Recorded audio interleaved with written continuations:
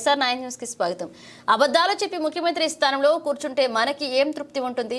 మీ జగన్ అబద్ధాలు చెప్పి మోసం చేశాడనే మాటని ఏ వైఎస్ఆర్సీపీ నాయకుడు కార్యకర్త అనిపించుకోకూడదని నేను తాపాదరైపడ్డాను. మా నాయకుడు ఒక మాట చెబితే ఆ మాట మీద నిలబడతాను అని కాలర్ ఎగరేసి ప్రతి కార్యకర్త గర్వంగా చెప్పగలగాలి. అందుకే ఎన్నికల్లో నేను అబద్ధాలు చెప్పలేదన్నారు వైఎస్ఆర్సీపీ అధ్యక్షులు జగన్.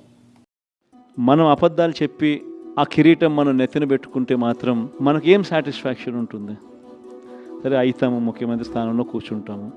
అయిన తర్వాత రేపొద్దున మళ్ళీ జగన్ చెప్పినాడు అని మీరు ప్రతి ఒక్కరూ కూడా వైఎస్ఆర్ కాంగ్రెస్ పార్టీ అభ్యర్థులుగా చిన్న చిన్న కార్యకర్తల దగ్గర నుంచి మొదలు పెడితే ఎమ్మెల్యేల దాకా మీరంతా కూడా మళ్ళీ గ్రామాలు తిరుగుతారు. తిరిగినప్పుడు మీ పార్టీ చెప్పింది, మీ జగన్ చెప్పినాడు ఇవన్నీ చేయాలి, ఇవన్నీ చేస్తాను అని చెప్పి, మరి అవన్నీ చేశాడా, అబద్ధాలు చెప్పి మోసం చేశాడు కదా అని చెప్పే మాట మీలో ఏ ఒక్కరూ అనిపించుకోకూడదు అని కాలర్ ఎగిరేసి మా పార్టీలో ఉన్న ఏ కార్యకర్త అయినా కూడా, మా పార్టీలో ఉన్న ఏ నాయకుడైనా కూడా ఒక మాట చెప్తే ఆ మాట మీద నిలబడతాం అన్న నమ్మకం, భరోసానే వైఎస్ఆర్ కాంగ్రెస్ పార్టీ అని చెప్పి కాలర్ ఎగిరేసి చెప్పుకునే పరిస్థితి ప్రతి గ్రామంలో ప్రతి కార్యకర్తకు ఉండాలి. దానికోసమే నేను తాపత్రయపడ్డా. అందుకే అబద్ధాలు చెప్పలేకపోయాం.